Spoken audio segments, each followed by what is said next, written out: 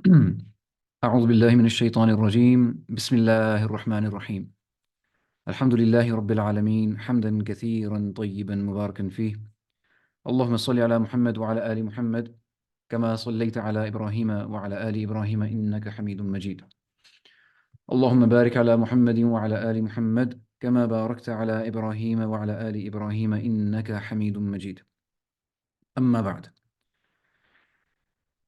I'm very pleased to welcome all of you to our first halaqah of Tafsir, via which we are trying and hoping, inshallah, to lay the foundations of our greater work, which is the revival of the entire Ummah with this light that the Quran and the Sunnah has provided us.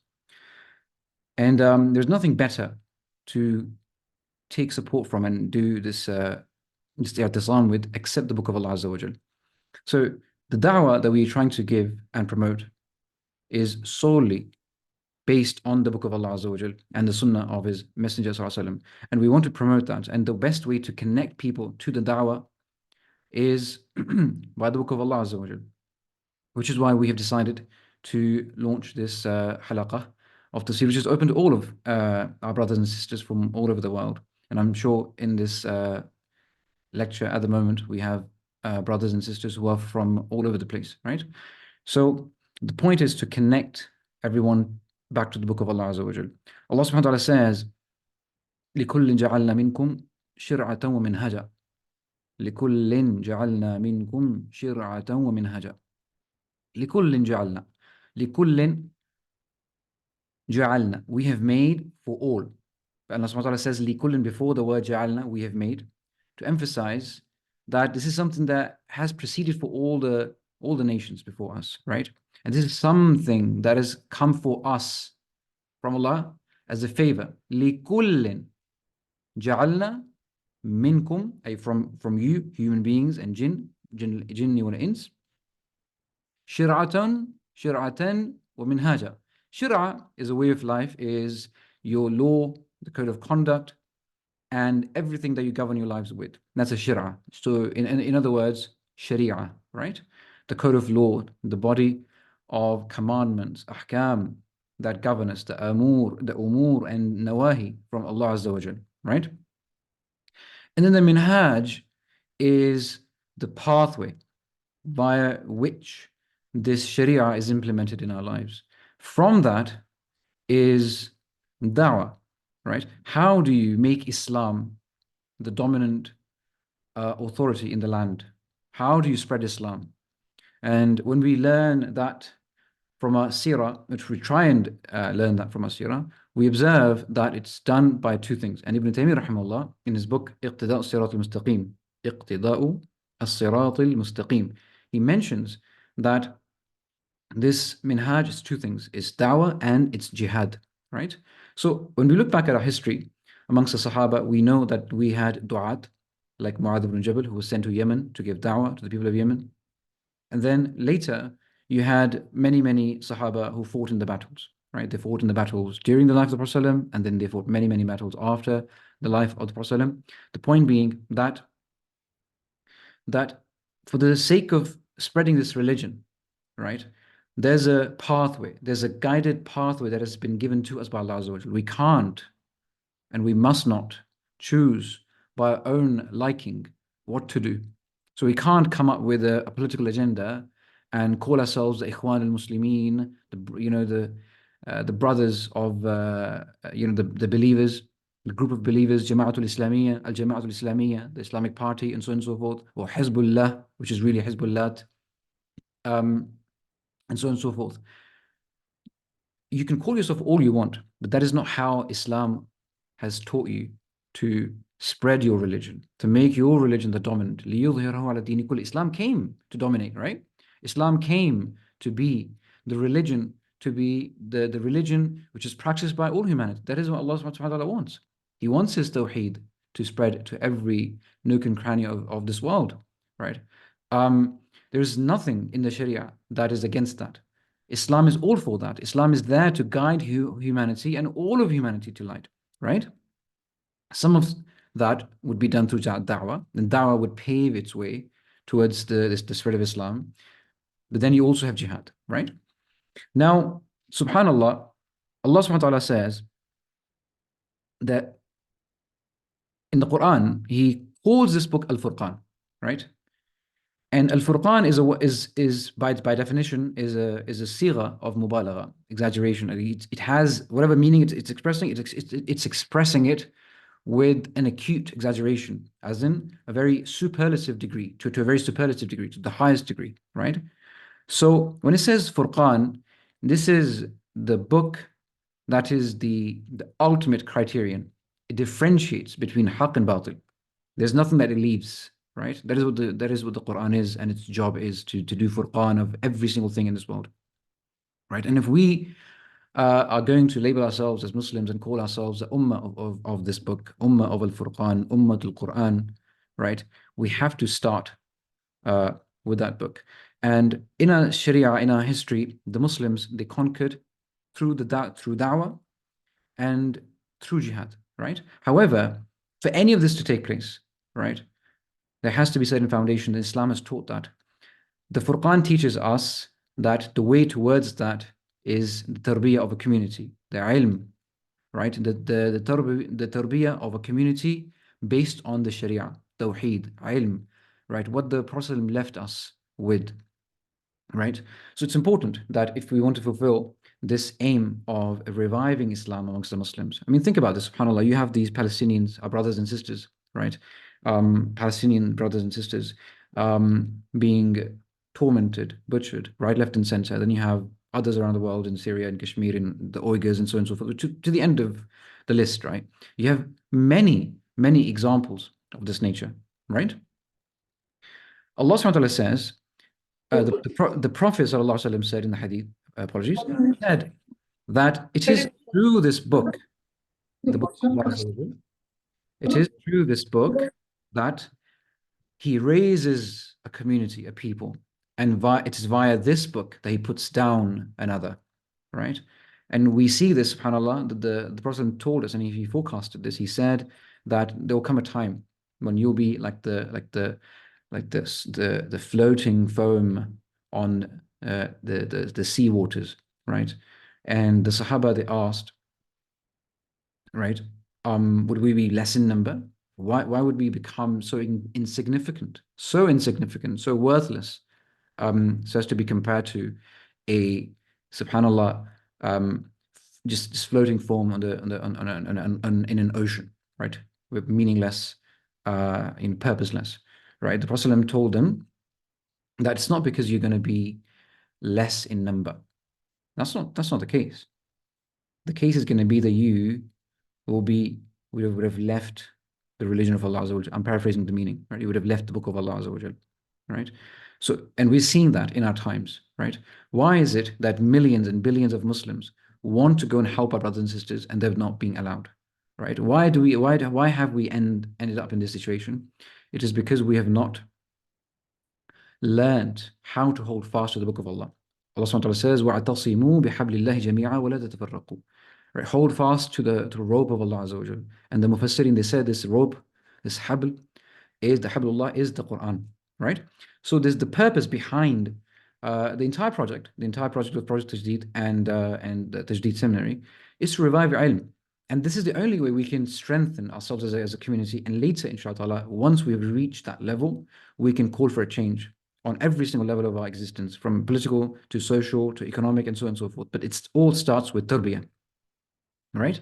It all starts with tarbiyah. And this is why we have started and this Tafsir Halaqah, so we can connect ourselves with the book of Allah Azza wa Jal, right? With the book of Allah Azza wa Jal. In today's lecture, as that we understand that the Quran, how important it is to cling back, to fall back to it and cling to it, right? I want to mention a hadith, and this lecture will revolve around the sharh of this hadith. And inshallah, this will be the foundation of our tafsir series, inshallah. Okay. Now, subhanallah, the Prophet Muhammad sallallahu alaihi wasallam, he has come with Jawami al-Kalim, right? He has come with words which are comprehensive. They are small in number, less in quantity, but they are an ocean within themselves, right? Each word is an ocean, subhanAllah. And from the same pure tongue came the following words that Imam Ahmad has narrated. Imam Tirmidhi has narrated this as well. There is a slight weakness in the chain of this hadith, but Imam Ibn Taymiyyah rahimahullah, in his Muqaddimah to Usul al-Tafsir, he brings this entire hadith word for word, right? But he doesn't mention it as a hadith. He mentions it as a statement, as a khutbah, right? This is because the hadith is weak, essentially. It's da'if. However, every single word that this describes, it sort of compiles, right? Every single word is taken from some ayah in the Quran, some nas, a text which is established in the Quran and the Sunnah, right? Allahu Akbar. The Prophet ﷺ, he said, قال إنه ستكون فتن كقطع الليل كقطع الليل المظلم. He said there will be trials and tribulations. There will be fitn, there will be fitnas, like parts of, like one after another, right? Many trials and tribulations, many fitnas, right? كقطع الليل المظلم, like the layers upon layers of darkness of a dark night, right? How the darkness of a night, it sort of increases in its in that characteristic, subhanallah. That's how you're going to have a series of fitnas, right? Coming one, or one after another, one after another. One fitna is going to be followed up by a fitna bigger than the previous one, right? So subhanallah, it was said to him, قيل فمن النجاة منها يا رسول الله. What is salvation? What is the salvation from those fitn? How do we save ourselves from the fitna, from those fitn, ya Rasulullah? O Allah's Messenger, sallallahu alayhi wasallam.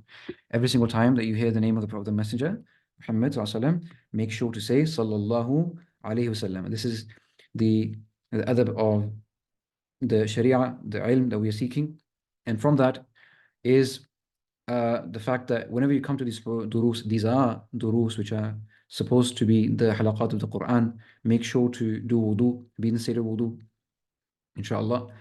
Pray 2 rak'ah if you can, to ask Allah subhanahu wa ta'ala to open your heart for this ilm, and everything, do siwak, right? And then put some perfume on. Even though, subhanAllah, there's no one with me in this room, I'm sure for most of you, you're sitting in your private spaces, you have no one to wear this perfume for, but we know, inshallah, that amongst us are the angels of Allah Azza wa Jal witnessing this. And we ask Allah subhanahu wa ta'ala to mention us, the students who are here, and the teacher, inshallah, who are not worthy of being mentioned anywhere, but we just ask Allah subhanahu wa ta'ala to mention us in his presence. Azza wa Jal. So he was asked, فَمَنْ نَجَاتُ مِنْهَا يَا رَسُولَ اللَّهِ. What is the way to salvation from all of this fitna? How do we save ourselves from this, O Messenger of Allah sallallahu قال, the Prophet, he said, كِتَابُ اللَّهِ تَعَالَى.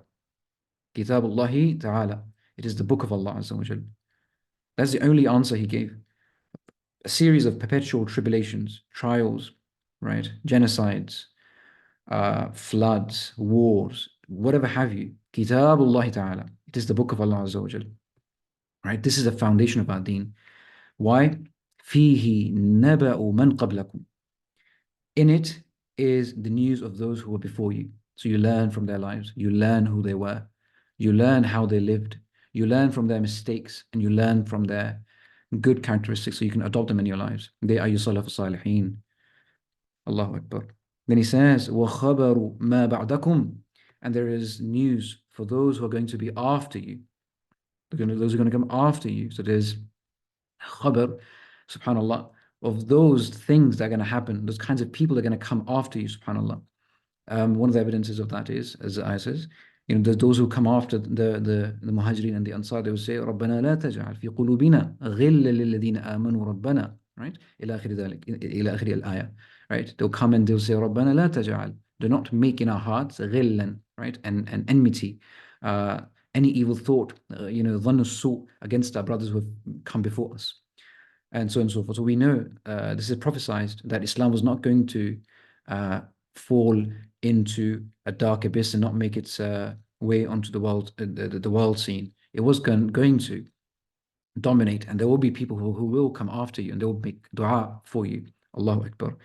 He says, وَخَبَرُ مَا بَعْدَكُمْ, so news of those who come after you, وَحُكْمُ مَا بَيْنَكُمْ, and within this book is the law, the rulings, the ahkam, everything to deal whatever happens between you as a people, right? حُكْمُ مَا بَيْنَكُمْ, there is legislation to guide whatever happens between you as a community. Every single aspect of your life, civil law, criminal law, contractual law, every single branch of legal necessity that you can imagine in your lives, the Quran provides the foundations for that.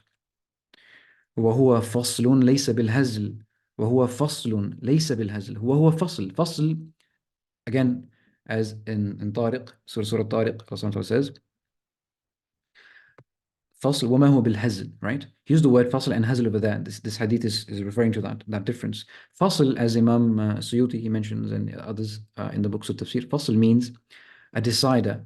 Again, the furqan, right? The distinguisher, the differentiator between haqq and batil, truth and falsehood, right? Fasl.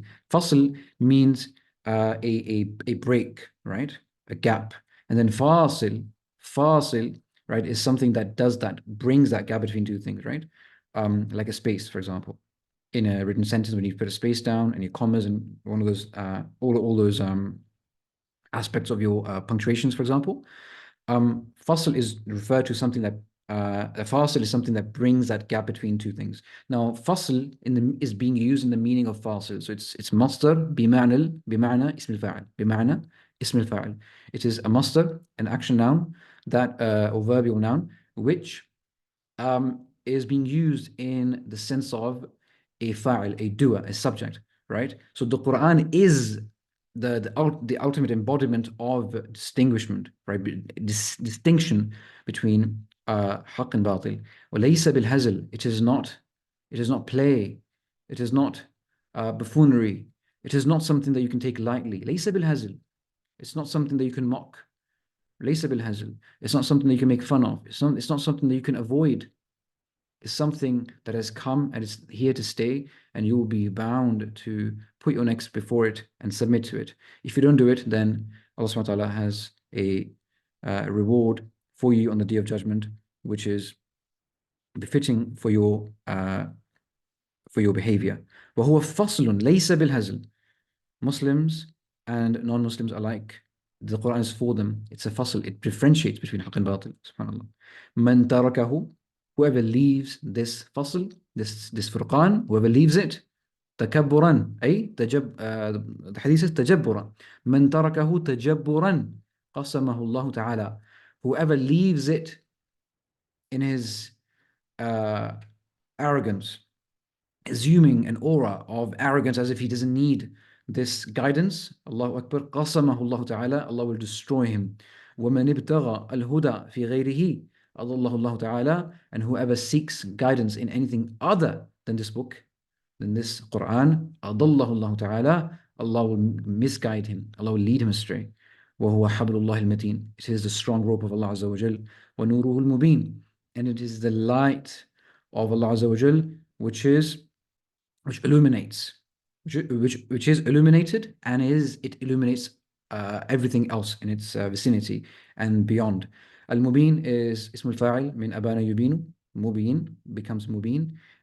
It's used sometimes, those of you who have studied some tafsir sarf with me before, you know that Mubin is sometimes used in the meaning of ism al-maf'ul, i.e. something which has been made evident. So this is nur of Allah Azza wa Jal, which has been made to illuminate, and it does illuminate everything that it touches upon.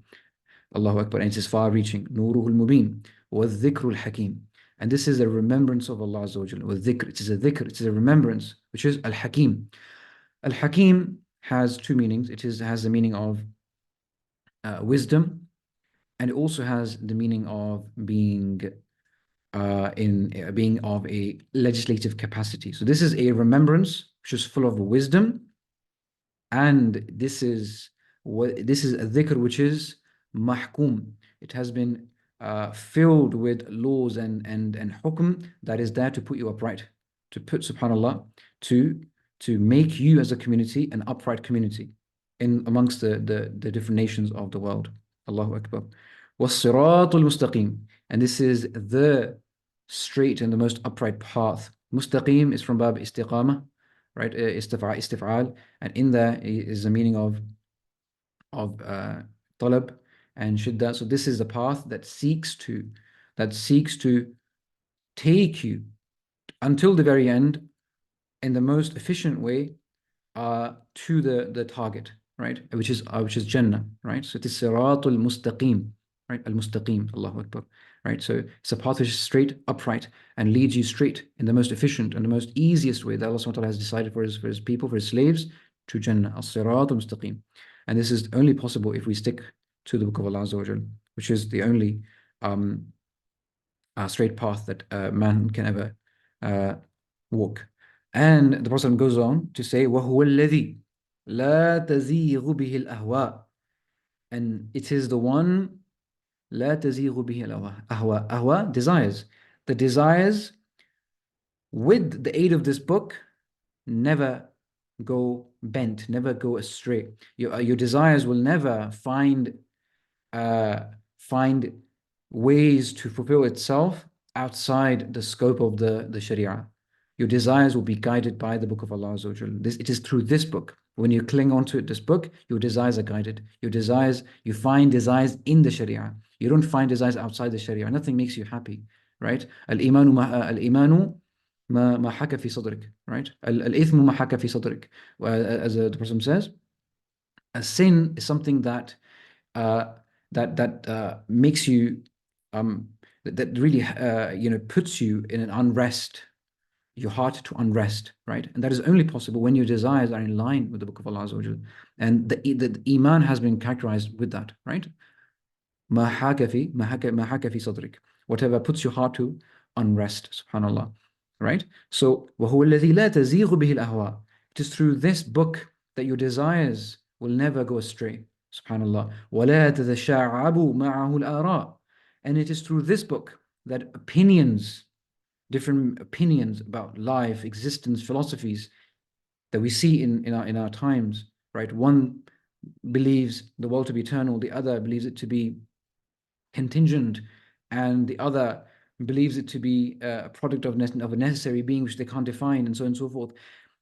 With this book, your ara, your opinions, flimsy, humanly weak opinions will never go, they will never spread out, they will never branch out, they will all stay one together, because the Quran brings everything to the straight path, and anything that is not from that, it will do away with it, it will get rid of it, it will cleanse it, right? Because it's a Furqan, it has to differentiate between haqq and batil, truth and falsehood, clean and dirty, right? Pure and filthy, has to do that.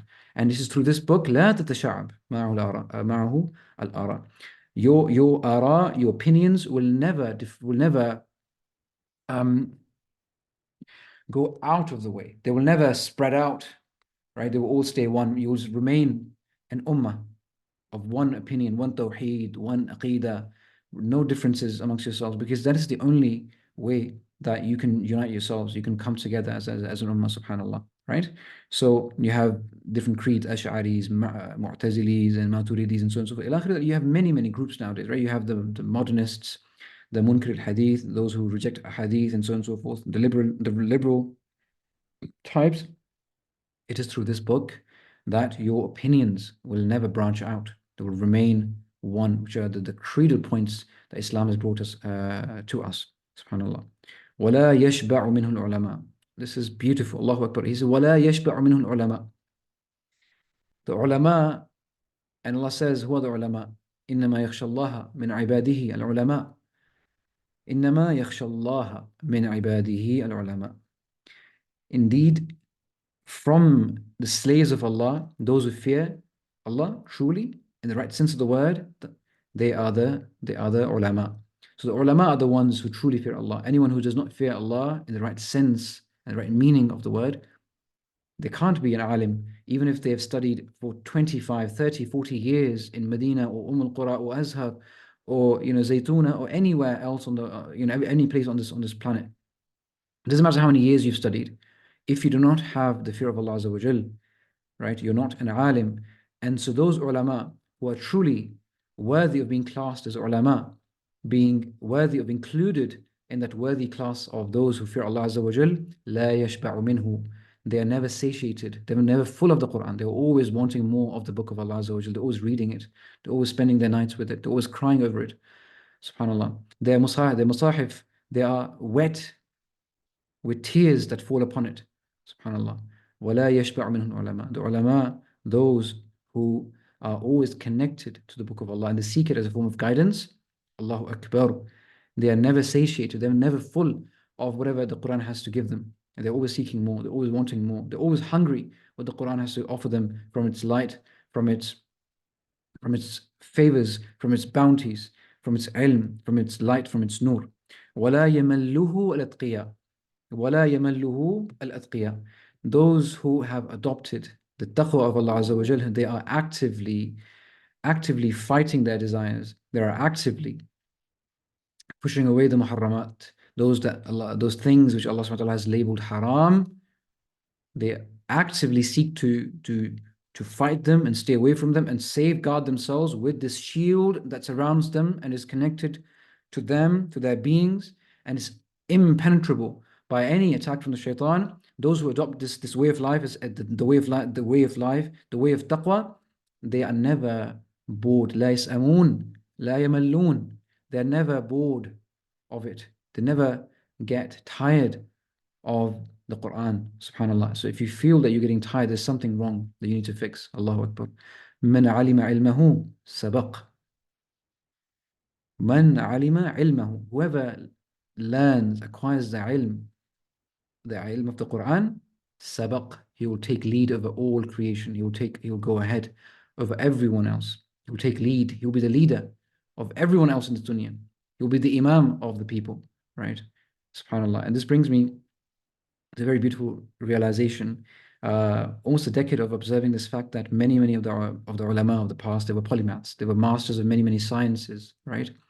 Many ulum, right? To the point where you'd be amazed to see that having an intellect where you have memorized hundreds of thousands of narrations and you have made penetrating istidlalat, extracted rulings from the Quran and Hadith and Ash'ar, and you've encapsulated the beauty of the language and you feel the i'jaz of the Quran. At the same time, you are governing the people, right?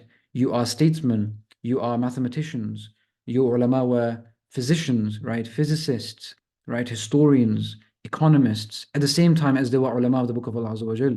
That is not humanly, well, I say quote unquote, humanly possible according to our standards, modern standards. But those people who preceded us, the Salaf al-Salihin, the ulama of the past, man alima ilmahu sabaq.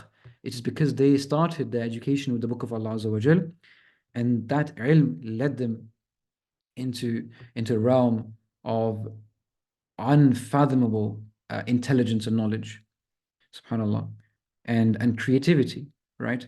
One of the historians, he said, I think Bernard Shaw or something like that, I forget his name, subhanallah. One of the historians, he mentioned that if it was not for the crusades and this and that, in that era, Muslims would have reached the moon some 600 years before the non-Muslims did, right? That's how far ahead the Muslims were. And it is because of this ilm that they governed the world, they ruled the world, right?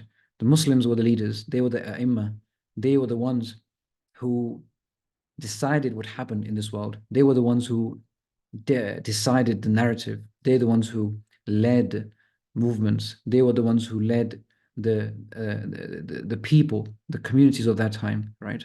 Not the kuffar, not their banks, not their organizations that claim to be peacekeeping forces, but all they are is, they are there to sit idly when genocides happen against the Muslims.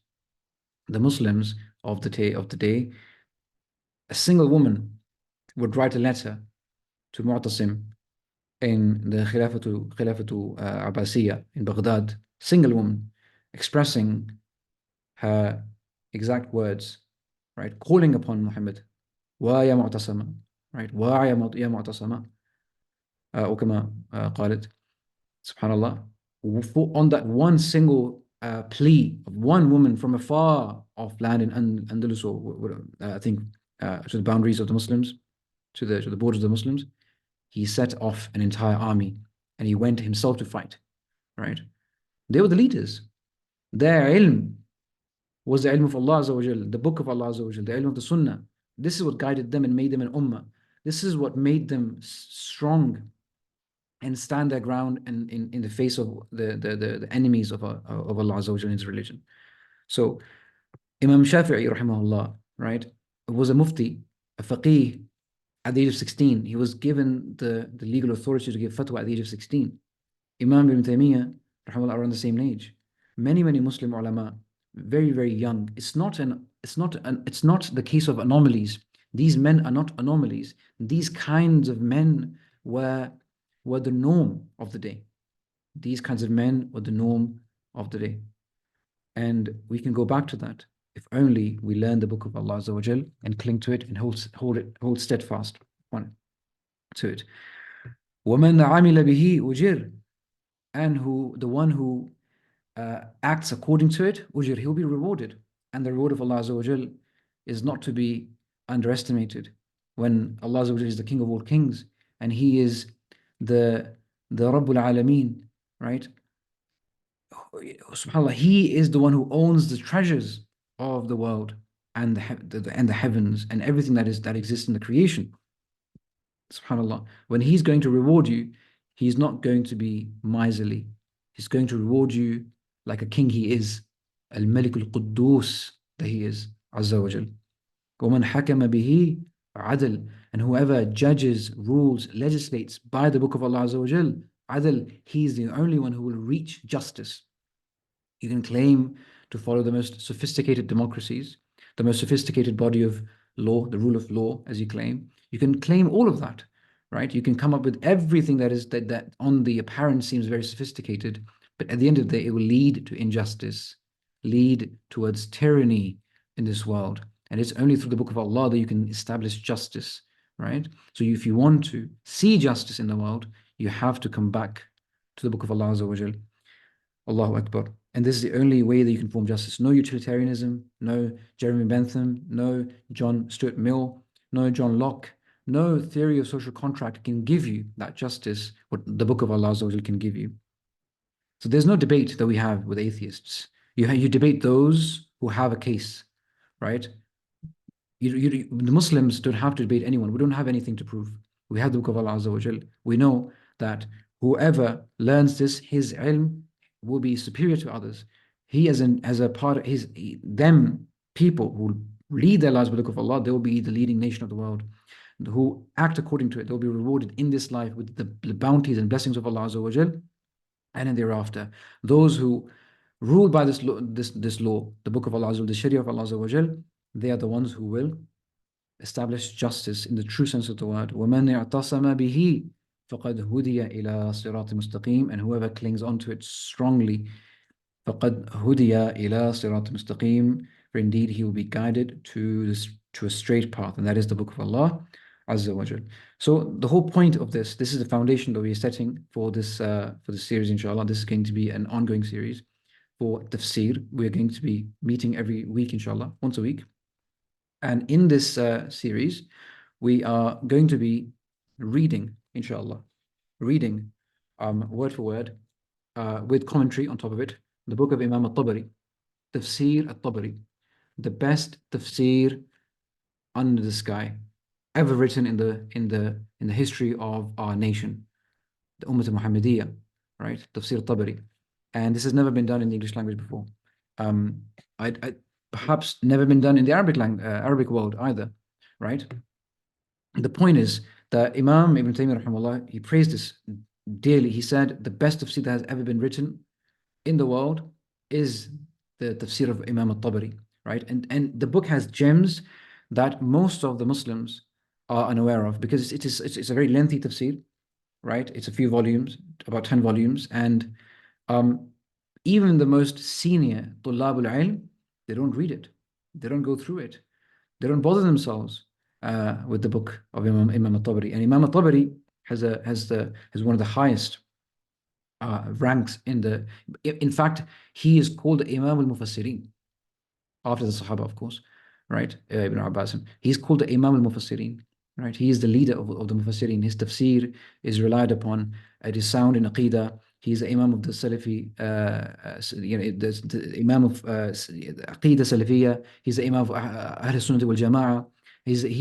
Imam Tabari, he's one of those A'imma Mujtahideen. He's like Imam Shafi'i, Imam al-Malik, Imam Abu Hanifa, Imam Ahmad, right?